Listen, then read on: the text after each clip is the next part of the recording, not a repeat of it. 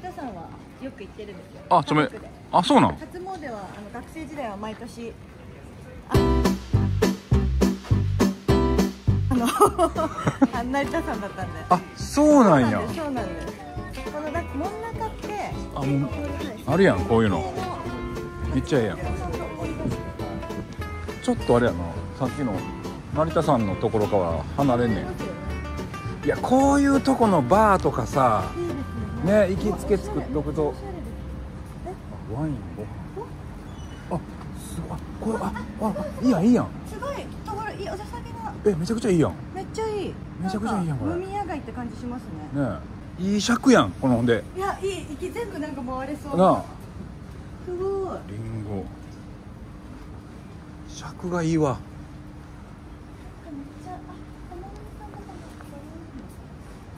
辰巳新道っていうんかな、ここ。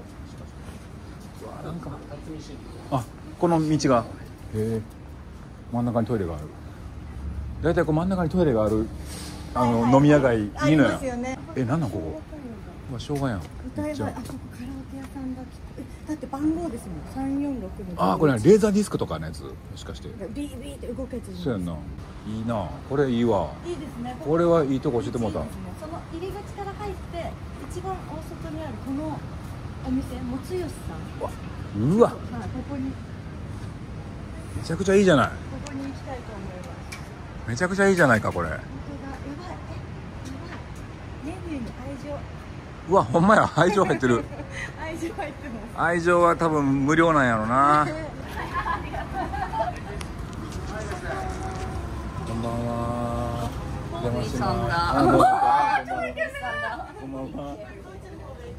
すごい。ちょっとお邪魔します。すみません、お邪魔します。お邪魔します。お願いします。じゃあ何いつも何飲んでるの？じゃ基本はウーロンハイ、違うウーロンハイなんて飲んでないや。ごめんなさい。レモンサワーかハイボールなんです。はい。だけどここハイボールはなさそうなので。じゃあ俺もレモンサワーにしようかな。レモンサワー美味しそうですね。このクエン酸パワーでめっちゃ酸っぱいサワーやな。おお。これなんていうやつだ。これでよだれサワー。よだれモンサワー。酸っぱいの2杯いきますか。いきますか。よだれモンサワーを2つ。よだれモンサワーを2つ。はい。お願いします。ご飯何にしますか。もつ煮込みが絶対美味しいですよね。煮込みはそうやんな、やっぱ。これか。煮込み、下もあるんだ。何が好きなの？何でも好きです。パクチー以外。パクチー以外に。はい。それと煮込みは行くやろ？煮込み行きたいですね。ベタなとこじゃ煮込みともつ焼き行くベタに。はい。ここはなんかここの推しっぽいですもんね。じゃああと煮込みともつ焼きを。もつ焼き何しますか？何がおすすめですか？全部。やっぱり白行きたいよ俺。白。はい。ありがとうございます。焼き鳥ってやつにしますじゃん。焼き鳥って何ですか？焼き鳥って鳥やん。鳥ってこと？鳥ってこと。でもつ焼きの白。白一本。はい。白一本っていうことね。じゃあ私わかんないから頭一本お願いします。はい。鶏皮タレで。頭塩で。はい。お願いします。では、いただきます。いただきます。うまい。うまい。うまい。クエン酸だ。徳井さん普段どれくらいお酒飲みます？マックス。基本弱いから、レモンサワーとかやったらほんまマックス10ぐらいじゃん。でも10か。10はでも多いですよね。言っても10。普段の普通の感じやったらもう5とか。で気持ちよくなる。でなんなら気持ちよくなるはもう2ぐらいで気持ちよくなるんだけど。そうなんですね。これサワーとかでも全然気持ちよく。マイちゃんほんでずーっと飲んでるの？なんかずっと飲んでる。なんか YouTube とか見てたらずっと飲んでるイメージやけど。ずっと飲んでます。そうなんや。毎日じゃないんですけど、結構基本人からお誘いを受けると断らないんで、誘いがあると飲みに行けます。自分からは昔は自分からも誘ってたんですけど、自分から誘うことはそんななくなって、そう誘ってくれることが嬉しいから、断られるメンタル弱くて断られるの嫌なんですよ。そうだから同じ人誘って3回断られたら半年空けようって決めてるんですよ。この人はきっと忙しいんだ今、私とタイミングが合わないんだと思って開けるの。じゃあ自分からも誘う人なんや。誘います普段は。わあ、うわ美味しそう。ちょっとこれはうまそう。美味しそう。いただきます。うん。うまっ。あ、うまっ。これはうまい。うまいですね。めちゃくちゃいいお味噌だ。うまい。そんな毎日飲んでんねや。港区にいるの？港区にいます。ああ、やっぱそうなんやな。本当に港区にいますね。港区女子というやつなの？港区女子というやつです。さすがやな、著名ね。そうなんです。ほぼだから昨日も港区です。西麻布。西麻布で。なんかあれやな。はい。ちゃんと芸能人やってんな。でも最近珍しない？港区にあんまりいないですよ。ちゃんと芸能人のどこにでなんか活動している人。でもなんか俳優さんたちは三茶三宿エリアにいるじゃないですか。アイドルとかそうザギラギラ系は港区ってイメージだったんですけど、港区も最近ギラギラもいないです。そうなん？はい。ギラギラ系も全然新宿に取られてますね。新宿にいんの？ギラギラの人。何、歌舞伎町？はい、歌舞伎町ザタワーができて、あの辺ちょっと賑わってんのと、あと渋谷。今渋谷結構暑いみたいで、渋谷人気ですね。あ、そうなんや。はい。へえ。全然行かないんですよ、だから私は。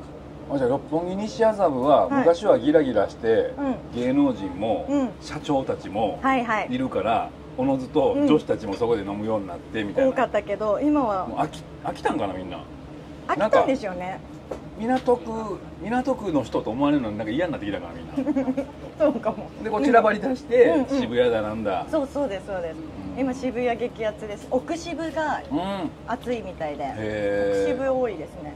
そう、奥渋のここにみんないるみたいなところあるの？なんか代表的なこのエリアが、奥渋でもこのエリアっていうなんか4軒ぐらいあるんですけど、そのエリアが人気みたいで、その辺に大体みんな行ってるって言ってました。そうなんや。大体この店行ったらなんか誰かしらいる人みたいな。いそうしっぽり系だし、うるさくないしみたいな感じなんでしょうね。なんか港区はみんなうるさいイメージがあるみたいで、どんちゃん。確かに。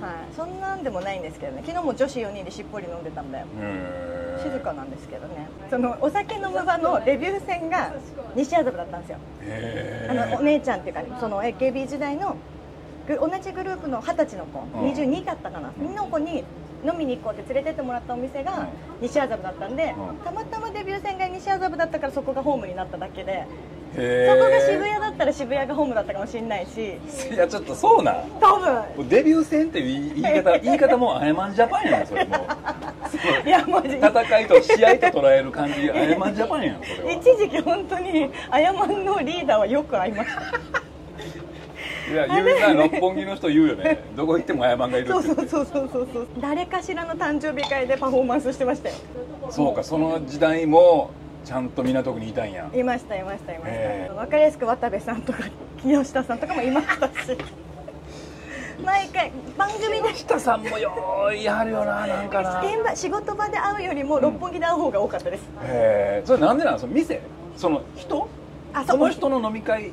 その人の飲み会っていうのもあるし、お店もあります。みんなが行きつけのお店みたいなのがあって。なんかもう結構私可愛がってもらってたのは TRF のサムさん。さ、自分ほんま古き良き芸能界をなんかなぜか世代違うのに。そうですね。渡り歩いてきましたね。のらりくらり。そうなんですよ。いやー、うまそう。はい。これが白。これ白。頭。ありがとうございます。で、皮、ありがとうございます。港区で今その社長とグラビアアイドルが飲むみたいな、もうないの？あれはどうなの？やってる人はやってるんですかね。うちの目には入ってこないです。じゃあもうないんかな。なかなか時代的にもないのかもしれないですね。飲まない子が増えてきたんで。そうか。だからもう昭和最後のアイドルじゃないですけど、もう本当昭和最後のアイドルぐらいの背負って今飲みに出てるんで。港区最後の。そうです昭和みたいな感じで。そうか。だからやめられないんですよ。後輩が育つまでは。そうやな。誰かおらへんの、そのこいつ見どころがあるなっていう、その港区を任せてもいいんじゃないかっていう人おらへんの？で子がいたんですよ。22かな今。子がいるんですけど、この子エステティシャンなんですよ。この芸能ではないんで。ああそうかそうか。芸能の後輩でっていうと、NMB に、沖田彩香って子がいたんですけど、その子はめちゃくちゃ任せたかったです。港区を。何？もう飲みっぷりと。でも NMB ね。NMB でした。はい。だから大阪出身なんで行ったり来たりしちゃってるんで、大阪の方が拠点多いんですよ。ああ、それやけど、それでも任したくなるぐらいの。もう東京だと中目黒陣取ってたんで、陣取り中目黒は一人勝ちしてたんで。すごいな。この子港区も任せたいってぐらいだったんですけど、まあやっぱあんまりいないんでこっちに。もう呼んでも大阪ですみたいな。大阪在住で中目を抑えるってすごいことやなこれ。すごいんですよ。だからこの子力あるなって思ったんですよ。飲むし、トークもできるし、人のことも立てられる、すごい気立ても良くて面白い後輩だったんですけど。それちょっとなんていう人やったっけ？沖田彩香。沖田さん、ちょっとチェックしよう。そうしてください。元なんです、元 NMB の。元ね。そうなんです。今もうだから自分がアイドルプロデュースし始めちゃって。ああすごいな。これちょっと取りました。頭めっちゃ美味しい。ありがとう。頭ってどこだろう、めっちゃ美味しい。頭は頭や。頭ですけど。頭のどこか。なんか俺イメージこの辺、ほんまにトップの感じのイメージ。トサカの前らへん。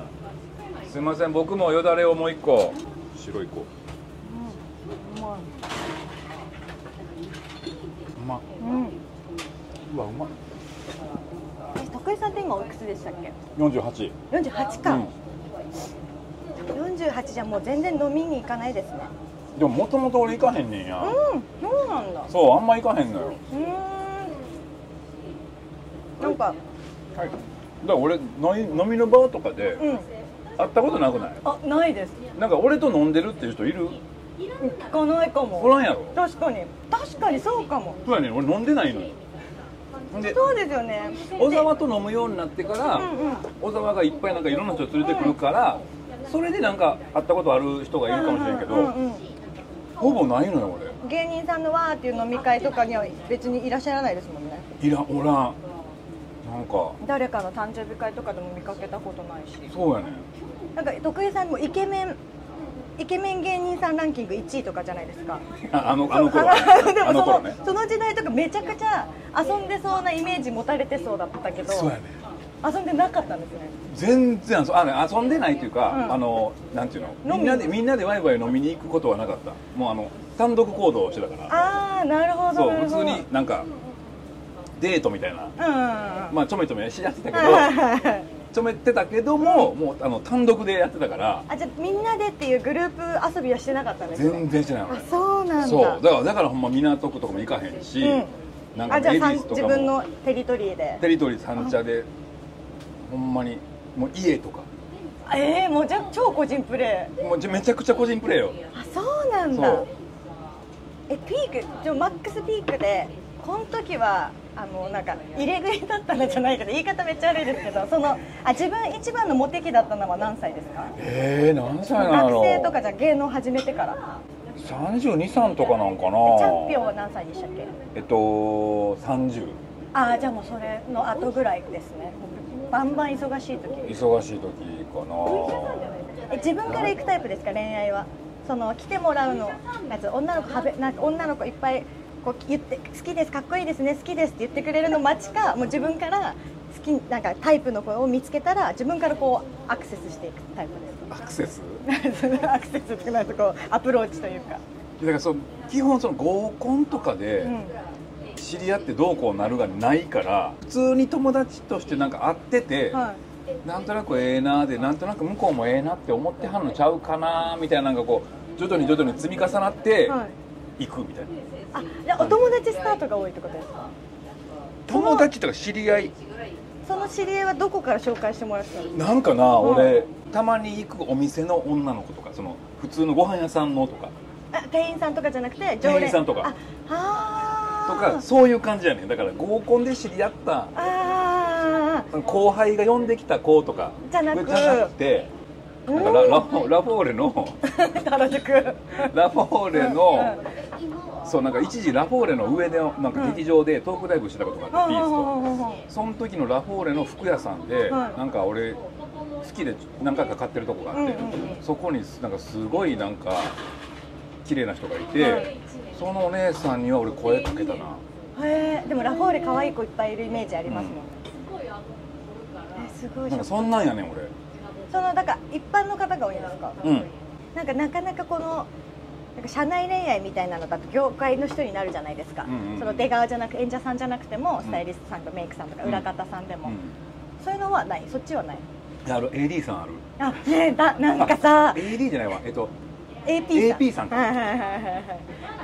なんかはい、なんか芸人さんってその結構こう差し入れとかこう全部やってくれるのが AP さんだったりするじゃないですか。あとロケとかのスタンバイの時とかずっとロケバスにいらっしゃってアテンドしてくれて、気使ってくれはってな、全部やってケアしてくれるから、結構そこ行くイメージある。まあメイクさんスタイリストさんとかではなく、そっちのイメージあります。あ、本当？はい。あ、結構聞く？聞く。あ、ほんま。そうなんや。 AP さんとあとなんか新人 AD さんみたいな、入りたてだから業務はあんまり任せてもらえないんだけど、楽屋の掃除とか前室の掃除とかでわわわってちょっと入ってくる子が可愛いとかで、芸人さんが目がキラって、あ、今光ったなあの人っていうのが、あ、分かんねや。分かります。さすがちょめねや。その辺は喋り会話とかしながらパッと見てんじゃん、視界の子に。そうマイクつけてもらいながらとか、すごいあの子のことばっか見てるなみたいな。あるな。ああいうのとかだとね、今だったらそれこそインスタとかなんか SNS のダイレクトメッセージがありますけど、昔はなかったじゃないですか。なかった。俺がそういうことをしてた時はなかったから。なかったですよね。まああったんやろうけど、そういうのでやる今ほどなんかインスタの DM 送るみたいなやり取りがなんかカジュアルじゃなかった。一回なんかその AP さんとそうなったのが、なんか夏場のどっかのバラエティのロケで、なんかもうむちゃくちゃ暑かったの。ほんでもう汗だくなって、でなんかロケの合間に一回ロケバス帰ってきて、汗だくでなんかお茶とか飲んでたら、その人が来て、なんか初対面やってんけど、すいません暑いですよね、大丈夫ですかとか言って、汗なんとかなんか拭くやつなんとかシートみたいなやつ、スッとするやつ、これあるんで使ってくださいみたいな。あ、すいませんありがとうございますっつって、そのシート出さはって、いやてっきりさそのシートもらうもんやと思うやん。その人がそのシートで「失礼します」って言って俺の T シャツの中ガーッ手突っ込んでこのブワーって吹き出さはったのよ。これどういう状況と思って、なかなかないやん。なかなかないハードケアですね。わーってやって、これはもうそういうことなのかもって思っていやでも思いますよね。思うやん。でそっからなんかこう密に話すようになり、あれ何がどうなってあんな風になったのか分かんないですけど、そっからちょっとなんかそういう男女の関係になったことは。そうなん、いやそれはちょっとアピールですよね。びっくりしたよ。なんかこの人いつもこのぐらいなんかプロ意識でやってはんのかなみたいな。でもそんなさ汗だくの芸人のさ気持ち悪いやん、T シャツ長くて前とか後ろとかね、なかなかすごいホスピタリティというか。そうね、あれはびっくりしたな。それは好きになっちゃいますね。だから女性タレント側で言うと登山ロケした時の技術さん、カメラさんとか音声さんはこんなん抱えてもう後ろ歩きでついてきてくれるじゃないですか。でお湯を取りたいから先行ってもらってって言ってこうやって取って、でも受けも取りたいからって一生懸命走ってまたこの往復をやる感じがやっぱキュンとするんですよ。するよな、そりゃするよな。そうだからみんなほんま女性タレントみんな技術さんに一旦惚れるやろ。いや惚れてます、本当に惚れてます。そうやんな。なんかガンマイクとかこうやってやっちゃう、ここのなんか筋肉とかさ。そうだからロケバスさんとかとご結婚された方とかもいるじゃないですか。とかも分かるもん。そうやな。なんか暑い寒いが上手だなみたいな。温度調整うまこの人とか。なんか寒いと思ってたらすっと暖房入れてくれてたみたいな。分かってたのこの人みたいな。私のことを気遣ってたんだみたいな。そうめっちゃあるから。だってチリさんは旦那さんカメラマンさんでしたっけ。ああ、だからはい。技術さんわかるな。こう今まで芸能人で会っていろんな方あったと思いますけど、一番この人綺麗だなと思った方。毎回これを聞かれると、やっぱ結局上戸彩ちゃんって答えてるんだけど、そうなんだ。結局上戸彩ちゃんが綺麗やったなと思うのと、あ、でもチリちゃんは俺すごい好きなのよ。綺麗じゃない？綺麗です。チリコさんめちゃくちゃ顔もちっちゃくてスタイルもね。だからなんかバラエティ系の人で、いや実はこの人めちゃくちゃ綺麗やろみたいな人いるやん。なんか結城まおみちゃんとかさ、めちゃくちゃ綺麗やん。割とまあバラエティに行って結構ロンハーとか出てたりするけど、確かにそうね、まおみも綺麗ですね。私井森さんもめちゃくちゃ綺麗なんですよ。井森さんな、わかる。謎の井森さんな。謎の井森さん。あの人ホリプロで先輩なんですよ。やっぱ目指すべきだなってめちゃくちゃ思うんですよ。確かにね。ずっと体型も変わらないのもプロ意識すごいし、もうずっと綺麗だし。でほぼノースキャンダルやろ。そうです。もう新聞なんか撮られたのもなんか車で一人で乗ってて鼻くそほじってたみたいな、そんなんだった気がします。あの人な、なんなんやろうと思って俺、なんでこの人こんなに可愛くて、この会話も楽しい人やん、なんでこの人なんか結婚とか結婚に興味ないんかなと思ってて、どうなんかなと思って何回もさ、俺井森さんに切り込もうとしたのよ。どうなんですか本当のところはみたいな。いつもうまいことなんかまあ私はそんなのいいじゃんとか言ってさーってやられんねんけど、それ女子の中ではなんか喋ってんの？喋んないんです。うちも直属の後輩っていうのもあって聞きづらいのもありますけど、その「まゆまゆは最近どうなの?」って振ってくれるけど向こうには返せない雰囲気があります。その圧とか感じない人なんですけど、そう切り替えが上手だから違う話にいつの間にか変わってる。なんかな、で俺なんか別に事務所も違うし、別に芸人やし、最悪怒られてもええかっていうのでもう切り込むねんけど、めちゃくちゃ興味があるから。ありますよね。芸能界の七不思議の一つぐらいや。本当にそう思います。井森美幸がなぜ一人なのかで、なんかすごいその隠された真実でもあんのかなと思って切り込むねんけど、それでもな毎回流されんねんな。上手、切り替え上手なんですよね。なんなんやろな。おかわりお願いします。なかなかのペースで飲んでいくな。本当ですか。ここ今日ほらなんかすごい飲み日和とかこう暖かいからこの飲み日和は飲み日和や。だから俺なんかすごい芸能界の偉いさんと付き合ってはんのかなとかいろんなパターンはあるやん、可能性として。井森さんは本当に不思議がホリプロ的にはその郁恵さん路線、その結婚してそのお子さんもいてのその家庭を持った郁恵さん路線と、もう生涯誰のものでもありません井森さん路線が、井森美幸路線があるんですよ。そうか。そうだからどっち行くっていうのはやっぱ言われますね。進路相談じゃないけど喋ってると前はもう井森さん路線なのみたいな。いや大好きですけど、もう郁恵さんを目指してますけど、井森このままだとっていうのもこのままだと井森さん路線です。第一希望は郁恵。ただこのままだと井森。そうなるよね。そうで最終形態やっぱアッコさんのコアッコ狙いなんで。コアッコね。もうでもゴッドやもんな、それはもう。そうです。アッコさんの全盛期ぐらいすごい飲まれてた時の全盛期ぐらい飲める人になりたいです。こう豪快にね。それはやっぱ港区のこともやっぱりちゃんと守っていかなあかんもんな。そう、しかもアッコさんもちゃんと西麻布で和田屋ってお店やられてたし、やっぱじゃあもうさすがゴッドなんですよ。じゃあお店も出さなあかんやん。お店もやっぱバーやってよ。そうです。でもバーもおしゃれなの嫌で、スナックみたいなの。ええやん。もう出せたら出資するわ俺。やりたいんですよ。その際は港区来てくださいね。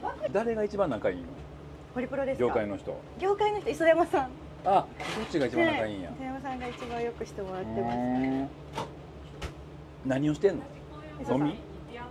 ワンちゃん飼ってるんでワンちゃん会したりとか。平和やな。平和です。磯山さんもお酒好きなんで飲む日もありますし。同期みたいな人は誰なの？ホリプロの同期ですか？業界の同期。業界の同期でしたら、AKB のメンバーと初期メンバー。何初期メンバーで言ったら高見菜あっちゃん、板野小路春、篠田真理子、はいはい、大島優子ちゃんとかも。優子は1個下。あ、そうなんや。はい、とかが同期になりますかね。で、その音楽的に言うと東方神起とかが同期。すごいやん、同期。同期東方神起。すごいやん。はい、2005年デビュー。ええねん、そんな小ネタを掘り込むんじゃないよ、それ。すごいしかない。でもそのAKB の言うたら一期生、はい。一期生です。一期生やけど別にみんな同い年ってわけじゃないの。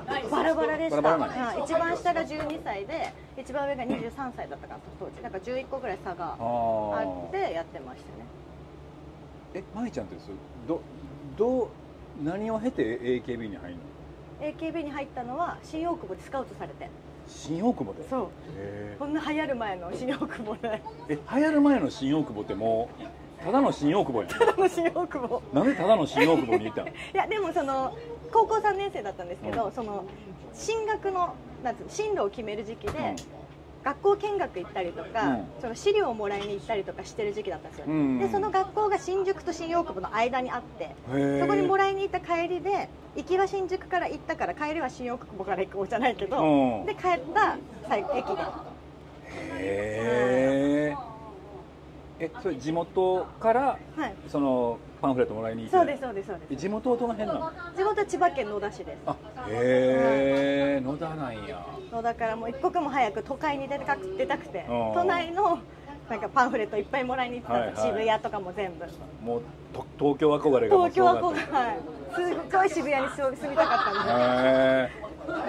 それはまあ後に港区の人になるわけやからな。そうですね。でも一番最初一人暮らししたのは浅草橋なんで結構渋いところで秋葉原に近いところ、寮みたいなところだったんで。じゃあもうほんま芸能は AKB から始めたってことや？ちっちゃい時にその一般応募とかのオーディションで CM とか出てました。あ、小学生の時とかお父さんがすごいこう子供をアイドルにしたい人で、すごいなんか普通になんつうのおもちゃ屋さんとかにあるおもちゃのマイクとかからその第2弾が出るのにその CM 出てくれる子募集しますみたいな紙とかをもらってきて写真とか撮って。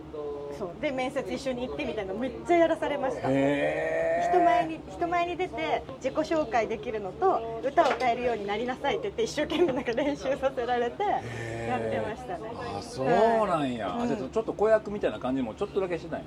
若干でも1回とかのその撮影とかなんであれですけどやってました。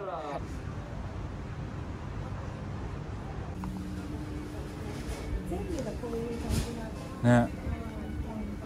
青森市のなんかこれなんすごいリンゴっていう店や。いいですね、こういう感じね。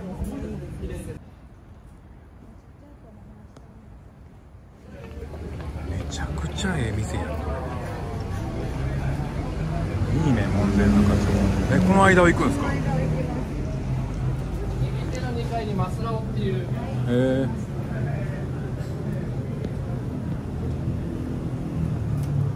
マスラオ。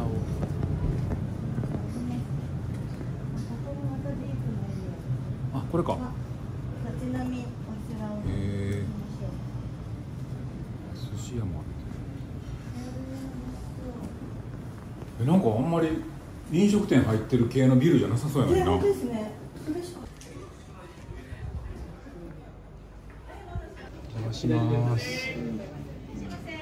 魔します。これか。お邪魔します。何を行きますか、これは。ねえ。一応魚やから日本酒になってるのか。そうか、なるほどね。東洋美人。日本酒か焼酎か。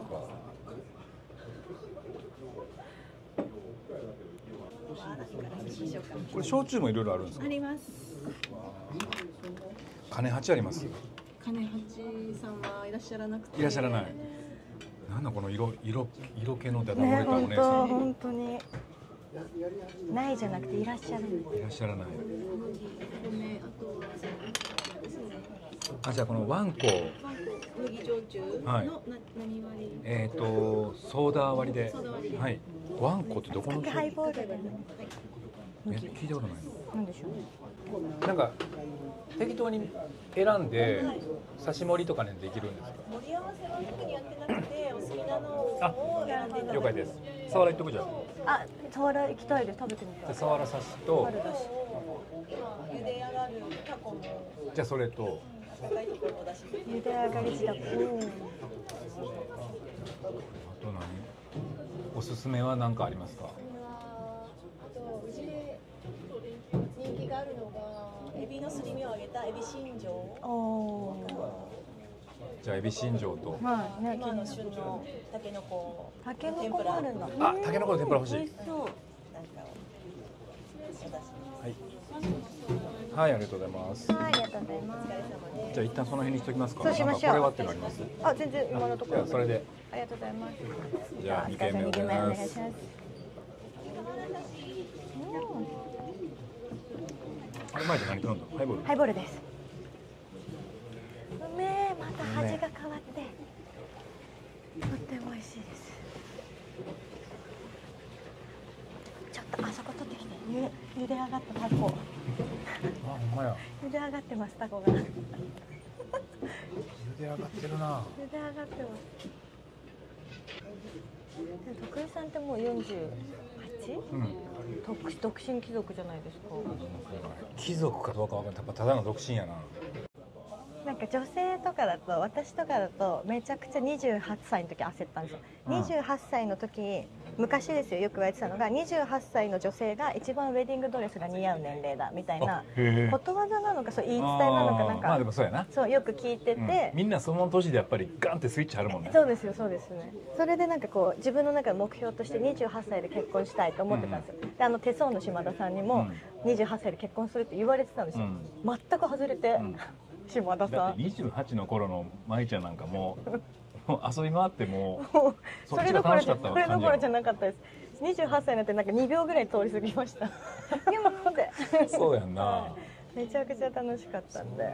そうやわな、酒飲んでみんなでワイワイやってるのが楽しいみたいな感じ。そうそう、でもやっぱ地元の子とも交流あるんで、地元の子たちは早い子だったらやっぱね16の子もで産んでる子とかもいたりとかするけど、22、3ではみんな結婚してたんで、そうするとちょっと落ち着いて、もう3歳の子がいるとか5で産んで3歳の子がいるとか、そういうのとかが増えてきて、そう地元で結構一番早く結婚するって言われてたタイプなんで、あれいつの間にかみんな嫁いでいったわねみたいなで焦ったのが28で。それやっぱあれベタにもう30になっちゃうと一回進むってなる、めっちゃなりました。なんかあれみんな言うよな、一旦いいや、自分の人生歩んでみようじゃないけど、焦ることじゃなくないみたいなスイッチ入るんですよ。あれちょっと待って、焦らなくてもよくないみたいになって、うわーすげえ、ありがとうございます。ちょっと美味しそう。やだ。ここはもうキッコーマンの醤油だから合格。そうなの。醤油にうるさいの。野田市なんでキッコーマン。あ、そうなんや。地元なんですよ。キッコーマン野田なんや。キッコーマンの地元意識したことなかった。なかったですか？千葉県野田市なんで。キッコーマン使ってるお店はもう合格です。合格でしょ。はい。キッコーマン入れます。ありがとうございます。すみません。そうか。ほんでもう一回30過ぎたら、とりあえずまあ一旦32、3ぐらいまではまあいいかみたいな。そうです。でこれがもう一個怖い壁が35の壁で、それも超えたんですよ。6になった時に、もっといいやみたいな。でその周りの人たちもいろいろ経験して罰がついた人もいるし、なんかお帰りの人もいたりとかするし、なんなら2回目行っちゃった人もいるし、早いねみたいな、私1回もしてないのにみたいな時もあるけど、あるね。そういうなんかいろいろ経験した人たちのもっと年上の人、40代の人に聞くと話を、その40代からまた楽しいよみたいな、ステージ変わるよみたいに言われてみたいな、今も十分楽しいけどまだこれから私の人生楽しくなるのと思うと、そこにフォーカスが向かないというか、ピントが合わなくてなかなか踏み込めないんですよね。決め手もなんか今相手もいないですし、決め手もないんで、けのこと春野菜。わあ美味しそう。たけのこと春野菜が来たよ。タラの芽、うんうど、菜の花、入ってる。うまそう。タコいただいてもいいね、タコいただきたい。美味しそう。いただきます。はい。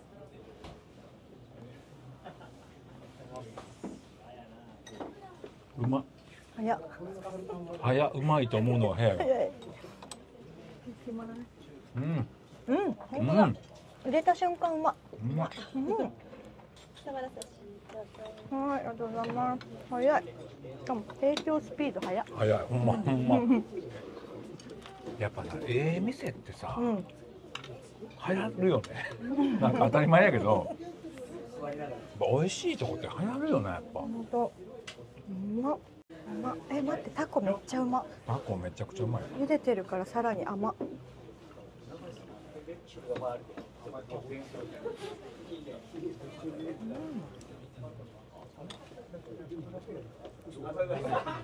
れ何かな。菜の花。タケノコと菜の花とタラの芽。タラの芽か。多分これタラの芽ちゃうんだ。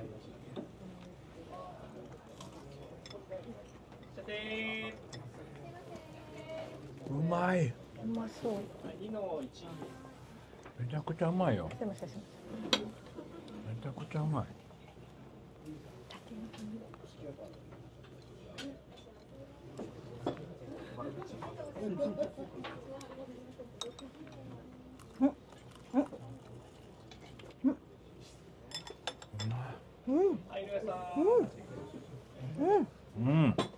上手に揚げてはるわ。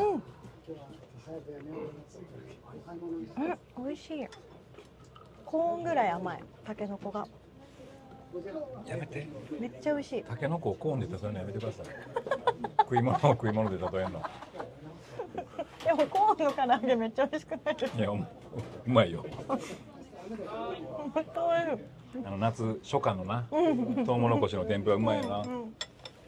めちゃくちゃ好き。美味しい。男性だと40超えて結婚してないと言われません？何か自分ルールが激しいんじゃないですかみたいな。言われるほんまに。言われますよね。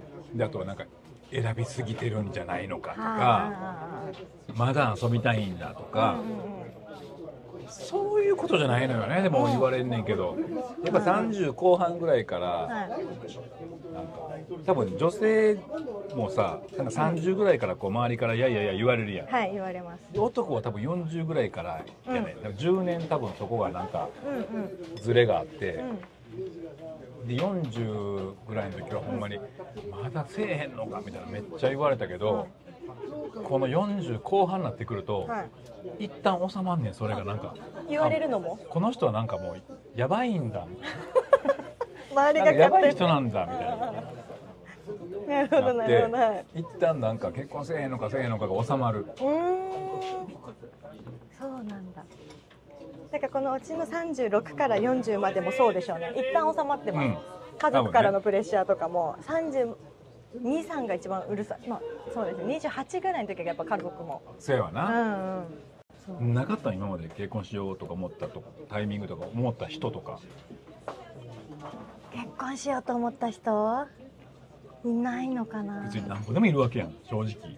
そんな舞ちゃんさ、なんか結婚を意識して付き合うようにはしてるんですけど、結局なんか好きだから一緒にいるけど、いやなーみたいな、この人とな結婚はなーと思いながら付き合ってる感じです。結婚するのは違うかって思いながらも。そうその違うかの部分が見えてきちゃうっていうか。違うかは何なの？経済力もそうですし、経済力がでかいのか、経済力もそうですし、でも割とさ、酒癖とかもあった。酒癖は良くないね。酒癖、ギャンブル癖だけは良くない。そうなんですよ。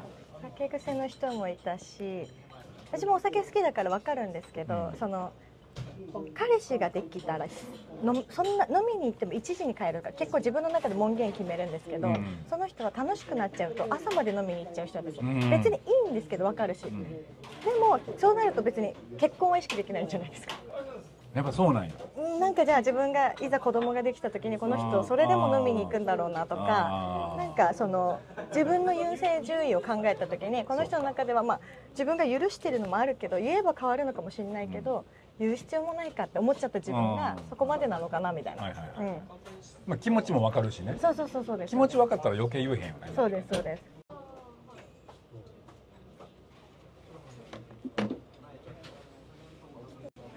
うまい、サワラも美味しい。うん。うまっ。ね、めっちゃ美味しいね、油が乗って。その辺の何の問題もなかった人はおらんかったん？なかったです。それは飲みの場で知り合うから酒好きな人が多いってこと？そうかもそうかも。飲みの場でしか知り合ってないですね、過去。そう考えると。うん。で結構理想が、私もお酒好きなんで、自分より強い人が理想だったりはするんですよ。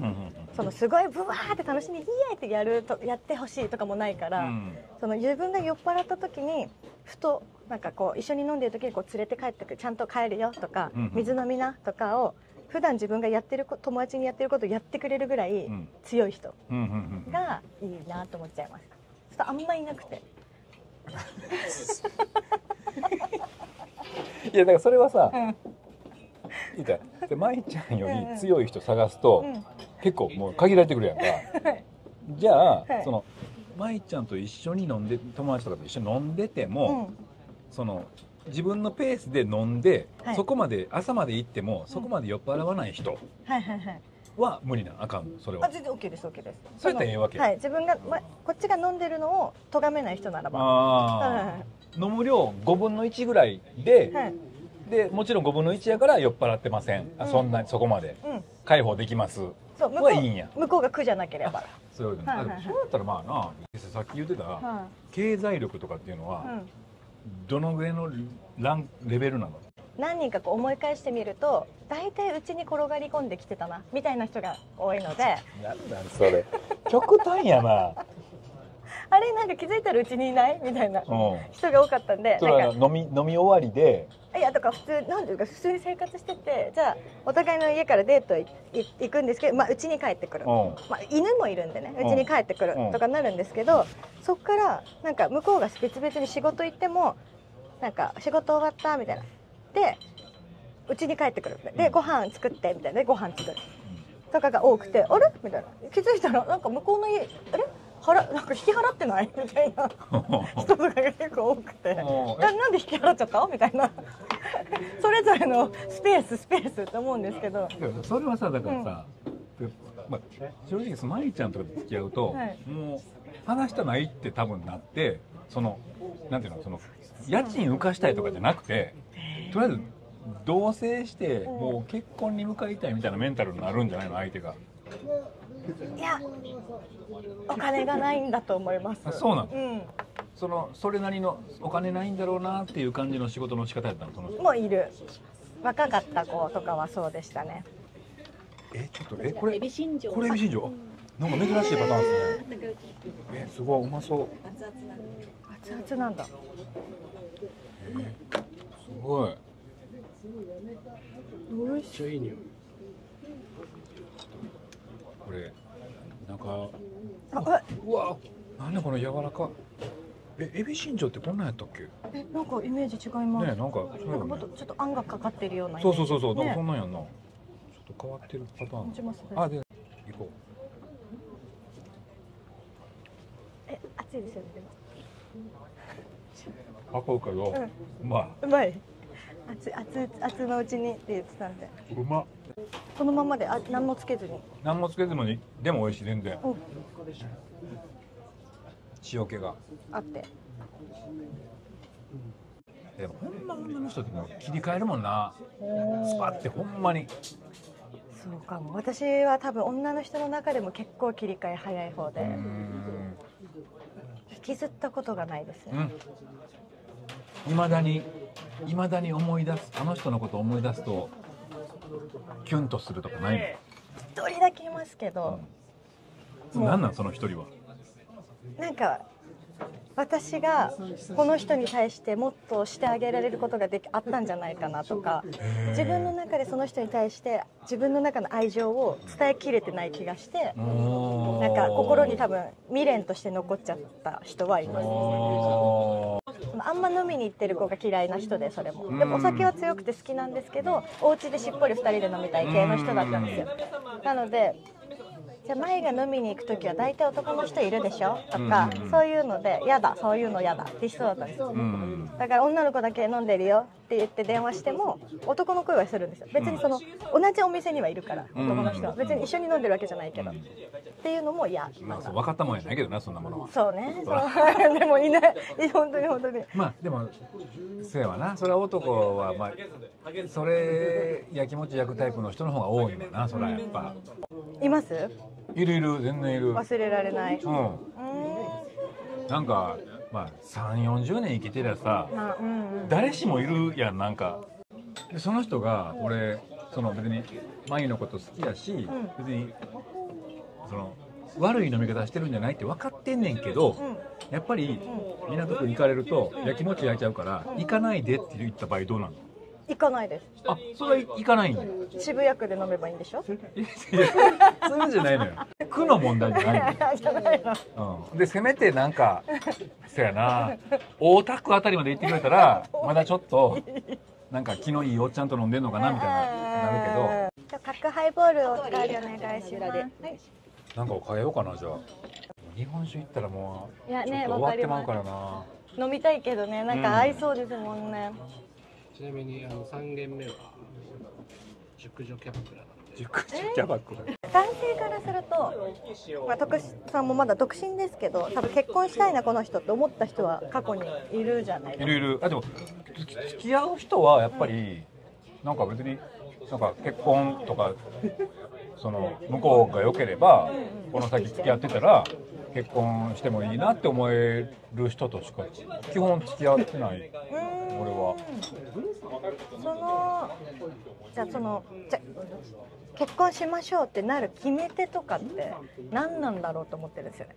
こっちもでしょうけど、男性側のやっぱ紙切れ1枚だけど責任はめちゃくちゃ伴うわけじゃないですか。責任がちょっと重く乗るから、そこのその気持ちが決まる時ってどういう時なんだろうっていうのはすごい気になってますね。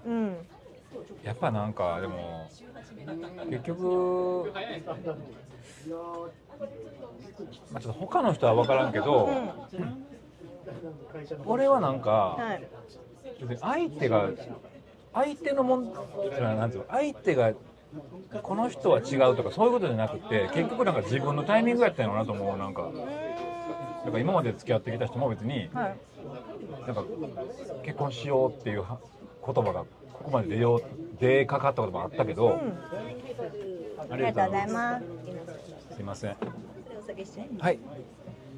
結局出えへんかったんは、いやちょっと今まだ違うかとか、なんかやっぱり結局なんかこっちの都合なんか相手のことを考えて向こうのタイミングちょっと違うかよりは自分のタイミングなんですか？もう結局多分わがままやったんやと思う。なんかそうなんだ。それこそ相手の人がなんか28とかの人で、なんかほんまに見事に28で別れた時もあったし、なんか向こう相手はなんか本当にもう結婚したいっていうモードに入って、でまあそりゃそうやんなって俺も思ってんけど、そんな中結婚やんなって思ってほんまになんか仕掛かったんやけど、なんかそこでちょっとしたちっちゃい喧嘩みたいなのがあったりとかしてるうちに、あれ大丈夫かなこれとかで、自分の仕事的にもまだちょっとなんか別に結婚したって仕事全然できんねんけど、なんかなんていうかな、このタイミングというか結婚の方に気持ち意識使ってられへん感じがちょっとあって、仕事がバタバタしすぎて、ってやってるうちに向こうはやっぱりもう結婚したいモードに入ってるから、で一旦距離を置こうってなって1年ぐらい、1年もたまに会うぐらいのやってたら、ある日連絡が来て、私結婚するって言って。ショック。でもしょうがないのか。しょうがない、もうそれはしょうがない。人をなんかすごく大事にしてくれる人がいてって言って、ああそうかよかったねって言って。それはもう責めれないですもんね。責める立場でもないし、責める立場では全くないし。そっか。そうだから結局自分のタイミングやなんやなって思う。そういう人は多分ね、結婚も考えてたじゃないですか、すごく真剣に、だけどできなかったっていうのでこう残るんですか、自分の中でこうあの人とっていうのは。なんか残るっていうのはまた別かも。あ、違うんだ。いやそれこそ、さっき舞ちゃんが言ってたように、あの時、もっと、気持ちを伝えてたらとかはよかったな。そっちの後悔はねある。なんかその時、向こうがちょっと気持ちが離れかけた時に、ほんまに好きだから一緒にいようって言ってれば、今も一緒にいたかもしれんなとか、それはある。ほんまに20代の時の人とかやっぱ未だに覚えてるというか、学びですよね。そうか。でもみんなあるよね、そういうのね。ある。どういう人を好きになるの？今までなんとなくのパターンっていうか、なんか共通点はあるの？これがすごいちょっと偉そうな感じになっちゃうんですけど、自分から人のことを好きになったことがなくて、いつもこう好きになってくれてとか一目惚れしましたとか言ってもらって、いやありがとねとか言いながらガンガンこうそういう人ってすごい押してくれて、連絡毎日くれるとか、すごい誘ってくれて会おうとしてくれるとかで、嫌な気しなかったら会うじゃないですか、そうするといつの間にか告白されて付き合うみたいな、あ分かったみたいなほだされることが多いです。なんとなくズルズルズルっといくことが多い。そうです。でとりあえずずるいんで、私も私たちの関係ってどんな感じとか聞いたりはするんですよ。だからって別に彼女でしょって言われたいわけではないんですけど、好きだよとかぐらい言っといてくれればいいぐらいなんですけど、そこでやっぱ責任感強い人とかだと付き合ってくださいってちゃんと言ってくれるから、いやこれ言わなきゃダメだよな、そうスイッチ入るみたいなね。それなそうなんですよ。それさ、それは、それ私たちってさ、これは何みたいな、著名終わりに言うやつ。著名終わりには飲んでる時とかに言います。そうなんや。著名終わりに言わへんあたりがやっぱり男前やな。